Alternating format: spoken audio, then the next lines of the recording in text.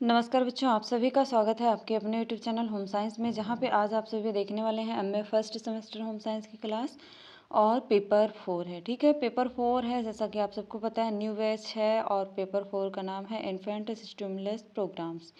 ठीक है, इसमें इम्पॉर्टेंट क्लास है, ये बहुत इंपॉर्टेंट क्वेश्चन है जो आपके पेपर में हूबहू देखने को मिलते हैं। ठीक है, पहला प्रश्न आपकी स्क्रीन पर आ चुका है। इससे पहले आगे बढ़ें, आप सभी से रिक्वेस्ट है जो फर्स्ट टाइम जुड़े हैं चैनल को सब्सक्राइब करें, वीडियो को से लाइक अवश्य करें और ग्रुप में जल्दी से शेयर करें, क्योंकि आप सब एक्टिव रहेंगे अगर चैनल पर तो भी आपके पास नोटिफिकेशन पहुंचेगा। ठीक है, और आप सभी की डेली क्लास चल रही है। ठीक है, ज़्यादा से ज़्यादा वीडियो शेयर करें और आप इसी चैनल पर जाएंगे, अगर चैनल पर जाएंगे तो वहाँ पे आपको सभी वीडियो मिल जाएगी। ठीक है, सभी सिलेबस का।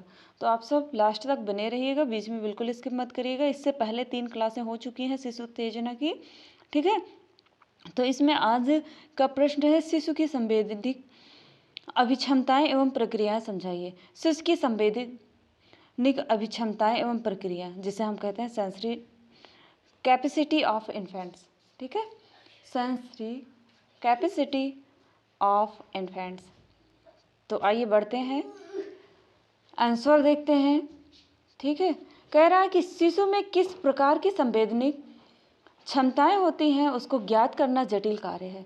संवेदनिक संबंधी अध्ययन के आधार पर ही ज्ञात होता है कि शिशु में कौन सी संवेदनिक क्षमताएं निहित होती हैं। प्रयोगों के द्वारा ज्ञात हुआ है कि शिशुओं की संवेदनशीलता का पता उनकी ज्ञानेंद्रियों के उत्तेजित किए जाने पर उनके द्वारा की गई शारीरिक प्रतिक्रियाओं के आधार पर लगाया जा सकता है। ठीक है, मनोवैज्ञानिक द्वारा इस बात का पता लगाया गया है कि शिशु की ज्ञानेंद्रियां, जिसे हम सेंस ऑर्गन कहते हैं, ठीक है, सेंस ऑर्गन्स।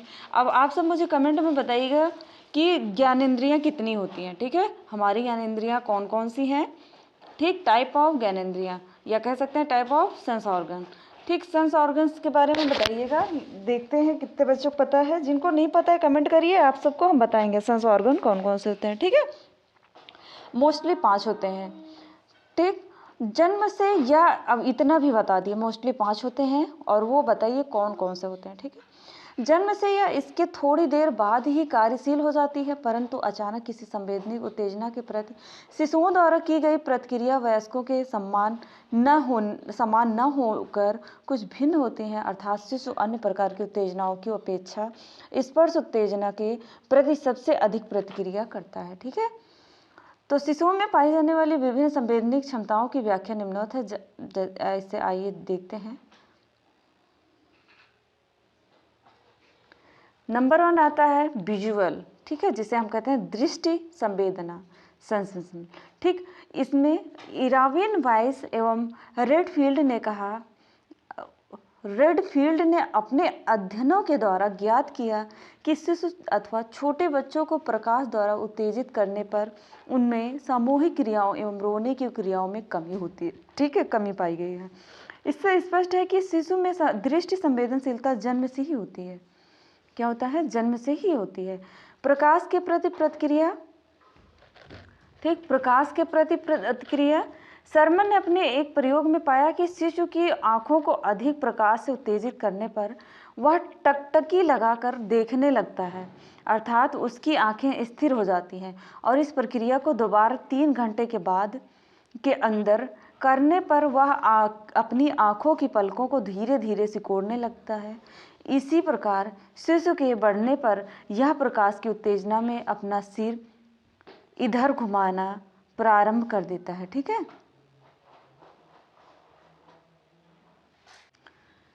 घुमाना प्रारंभ कर देता है। ठीक है, फिर उसके बाद आता है, नेक्स्ट आता है आँखों का संतुलित ढंग से काम करना। ठीक, आँखों का संतुलित ढंग से काम करना। शिशु कुछ दिनों का हो जाने के पश्चात अपनी आँखों को नियमित या संतुलित करने की प्रक्रिया करने लगता है। मनोवैज्ञानिकों के द्वारा यह भी स्पष्ट किया गया कि यह प्रक्रिया जन्म के 6 घंटे के बाद ही शुरू होकर 1.5 दिन के अंदर ही पूर्ण रूप से होने लगती है। ठीक है, फिर नेत्रों की अनैच्छिक गतिविधि। नेत्रों की अनैच्छिक गतिविधि, किसी गतिशील वस्तु को देखने पर व्यक्ति की आंखें उसका अनुसरण करने लगती हैं। ठीक है, और यह गतिविधि शिशु में जन्म से 11 और पौने 12 घंटों बाद ही देखी गई है। ठीक है, इतनी देर में देखा गया। ठीक, नेत्रों की अनैच्छिक गतिविधि। ठीक, इससे स्पष्ट है कि इस क्रिया में नाड़ी संरचना, जिसे हम शिशु में जन्म से पाई जाती है। ठीक है, क्या पाई जाती है? नाड़ी संरचना। नेक्स्ट आता है गतिशील वस्तुओं का नेत्रों द्वारा अनुसरण करना। ठीक, जो गतिशील वस्तुएं हैं उनका नेत्रों द्वारा अनुसरण करना। अभी आप पढ़ रहे हैं दृश्य संवेदना। ठीक, ये दृश्य संवेदना के अंतर्गत ही आ रहा है। ठीक है, तो शिशुओं में गतिशील वस्तुओं का अनुसरण करने की क्षमता प्रारंभ से ही निम्न होती है। ठीक है, जैसे दाएं से बाईं ओर, बाएं से दाएं ओर अर्थात समांतर दिशा में शिशु के नेत्रों की गति अनुसरण करती हैं। इसके बाद ऊपर से नीचे, तत्पश्चात चारों ओर घूमने वाली वस्तुओं को एवं सबसे अंत में वृत्ताकार दिशा में नेत्रों को गति अनुसरण करने लगती है। ठीक है, नेक्स्ट आता है रंग विभेदीकरण। रंग विभेदीकरण में क्या होता है कि बच्चा जो शिशु होता है, शिशुओं के नेत्रों के संबंध में एक बात अति विचित्र है, क्योंकि उन्हें रंग से संबंधित जो भी वस्तु दिखाई जाती है उसका रंग कोई भी हो, शिशु को केवल नीले रंग की संवेदना ही होती है। ठीक है, क्योंकि रंग विभेदीकरण की क्षमता 9 महीने से पहले जन्म लेने वाले शिशु में भी पाई जाती है। ठीक है, जबकि कुछ अध्ययनों के आधार पर यह भी ज्ञात हुआ है कि 18 महीने के पहले बच्चों में यह क्षमता नहीं होती है। ठीक है, और इन सब के बाद भी निष्कर्ष निकलता है, निष्कर्षता कहा जा सकता है बेटा कि शिशुओं में रंग ज्ञान, जिसे हम कलर सेंस कहते हैं, अपूर्ण रूप से विकसित रहता है तथा शिशु की वृद्धि के साथ साथ उसकी क्षमता भी विकसित होती रहती है। ठीक है, नेक्स्ट आता है श्रवण संवेदना। ठीक, जिसे हम सुनना कहते हैं। श्रवण संवेदना के संदर्भ में विभिन्न मनोवैज्ञानिकों में मतभेद होने के बाद भी यह सहमत है कि जन्म के पश्चात 10 दिनों के पहले ही शिशुओं में सुनने की क्रिया पूर्ण रूप से पाई जाती है और शिशु कैसी प्रतिक्रिया करेगा यह ध्वनि उत्तेजना की तीव्रता पर निर्भर करता है। और कुछ शिशुओं में बहरापन भी पाया जाता है। ठीक है, जो कुछ शिशु होते हैं उनमें बहरापन होता है।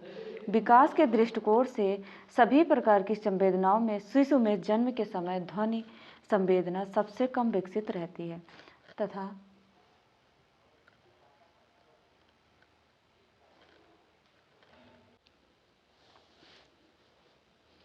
ठीक है बेटा, दृष्टिकोण से सभी प्रकार की संवेदनाओं में शिशुओं में जन्म के समय ध्वनि संवेदना सबसे कम विकसित रहती है तथा कुछ शिशुओं में जन्म के दिन ही बहुत तेज आवाज़ के प्रति उछलने एवं चीखने चिल्लाने की प्रतिक्रियाएं भी देखी जाती हैं।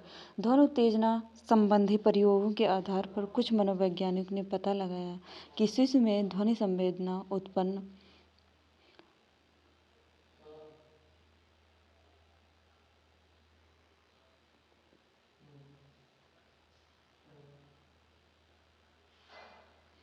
शिशुओं में, यहाँ शिशुओं कर लेना, में एकाएक जो कि आवाज़ all of suddenly loud voice तिच्छर ध्वनियाँ होती हैं, यहाँ वनिया नहीं रहेगा बेटा, वहाँ ध्वनियाँ कर लेना। ठीक है, ध्वनियाँ होती हैं, इंस्टेंस वॉइस आदि भी मुख्य होती हैं। और इन सब प्रयोगों के आधार पर कुछ निष्कर्ष निम्नवत स्पष्ट किए जा सकते हैं। जैसे उत्तेजना के अत्यधिक तीव्र होने पर जन्म के समय शिशु में सुनने की क्रिया पाई जाती है। ठीक है, क्रिया पाई जाती है, यहाँ क्रिया होगा। ठीक है, पाई जाती है। जन्म के प्रथम 11 दिनों के अंदर ध्वनि कुशलता तीव्रता में अत्यंत प्रगति होती है और ध्वनि उत्तेजना में के कम या ज़्यादा होने पर शिशु की प्रतिक्रिया में कमी या वृद्धि हो जाती है। ठीक, त्वक संवेदना, जिसे हम कहते हैं स्किन और कुटेंशन सेंसिटिविटी, शिशुओं में जन्म से या जन्म के कुछ देर पश्चात स्पर्श, दबाव, ताप, पीड़ा इत्यादि संवेदनाएं होती हैं। स्पर्श संवेदनशीलता शरीर के सभी अंगों में जन्म के समय से ही बनी रहती है, परंतु शरीर के कुछ अंग दूसरे अंगों की अपेक्षा अधिक संवेदनशील रहते हैं। जैसे होठ में सबसे अधिक संवेदनशीलता रहती है, जबकि धड़, जांघ एवं अग्रबाहु की त्वचा में अपेक्षाकृत निम्न संवेदनशीलता रहती है। ठीक है, अब आता है ताप प्रतिक्रिया। ताप प्रतिक्रिया, ठीक। जन्म के समय से ही कुछ जो शिशु में ताप प्रतिक्रिया पाई जाती है, शिशुओं को अधिक ठंडा या गर्म दूध अथवा पानी पीने के लिए दिया जाता है तो वे उसको पी नहीं पाते और चिल्लाने लगते हैं, ठीक है, चिल्लाने लगते हैं। और इससे स्पष्ट हो जाता है कि शिशुओं में ताप प्रतिक्रिया होती है, अर्थात उसमें ताप संवेदना विद्यमान रहती है। अब आता है पौढ़ संवेदना। पौढ़ संवेदना, इसमें क्या होता है, शिशु में जन्म के 1 या 2 दिन तक पीड़ा की संवेदना थोड़ी कम होती है, किंतु सबसे अधिक पीड़ा संवेदना पैर के तलुओं, होठ, पपनी, जिसे हम कहते हैं ना आईलैशेस, मात्र या कपाल को त्वचा में पाई जाती है, जबकि अपेक्षाकृत शरीर के अन्य अंगों में पीड़ा की संवेदना कम होती है, ठीक है। शरीर के ऊपरी भाग में नीचे की अपेक्षा पीड़ा की संवेदना अधिक होती है।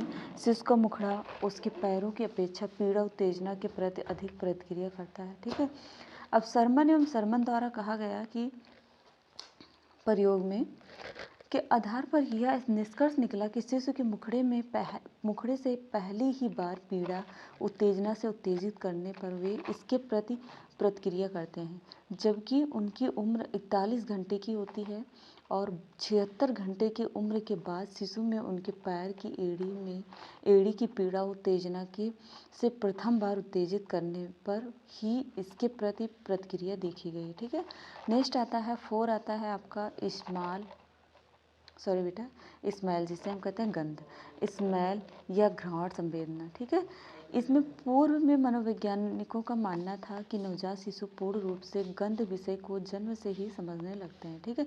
तत्पश्चात देखा जाए तो तत्पश्चात के प्रयोग से इस विचार को खंडित कर दिया, जिसे पीटरसन, रेनिंग, प्रेयर, प्रैट, सन एवं नेल्सन आदि मनोवैज्ञानिकों ने पाया कि एसिटिक एसिड, अमोनिया, माँ का दूध, पेट्रोल आदि गंधों से संबंधित ज्ञान शिशुओं में जन्म के समय से ही विकसित हो जाता है, ठीक है।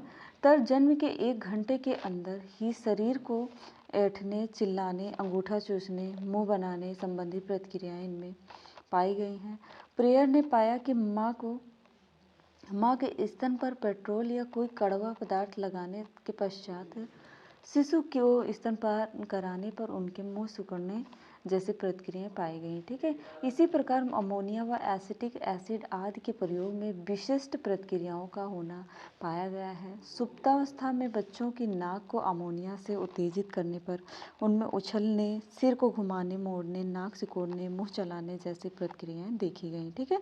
और इसी प्रकार देखा जाए तो शिशु में क्या होता है कि जगने पर गॉस को उत्तेजित करने पर रोने, मुँह चलाने, चेहरे पर एक हाथ से रगड़ने या छींकने की क्रियाएं पाई गई हैं। इसमें एक तथ्य यह निकल कर आया कि तीव्र उत्तेजना के प्रति जो भी शिशुओं की प्रतिक्रियाएं होती हैं वे गंध उत्तेजना के प्रति न होकर वरन स्पर्श उत्तेजना के कारण होती हैं, ठीक है। इस तथ्य की पुष्टि टेलर एवं जोन्स ने की, ठीक।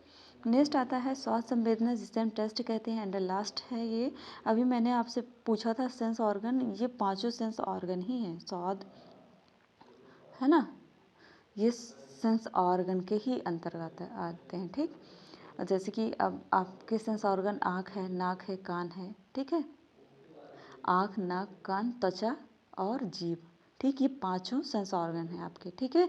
तो ये जितना भी बताया मैंने प्रतिक्रियाएं, ये सभी 5 इसी से संबंधित हैं। स्वाद आप तो उससे लेंगे, जीभ से लेंगे, सुनना आप कान से सुनेंगे, है ना, टच करना, है ना, ये आप स्किन से होगा, ठीक।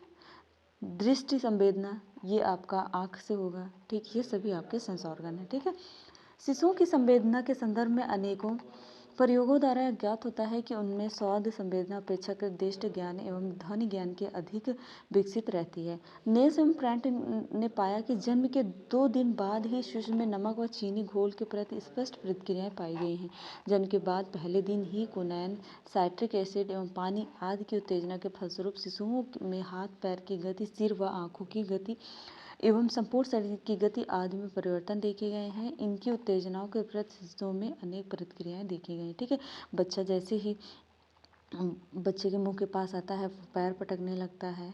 ठीक है, उसको स्वाद पता चल जाता है कि इसका स्वाद नहीं है अच्छा, टेस्ट अच्छा नहीं है, वो प्रतिक्रियाएं करने लगता है। ठीक है, तो आई होप आपका प्रश्न आज का बहुत लंबा था, लेकिन प्रश्न इम्पॉर्टेंट था, आपके पेपर में पूछा जाता है, इसलिए मैंने इसे रखा।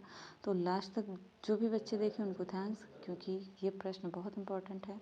मिलते हैं नेक्स्ट वीडियो में नेक्स्ट टॉपिक के साथ। तब तक के लिए जय माता रानी। पढ़ते रहो, मुस्कुराते रहो। आप सभी का दिन अच्छा हो।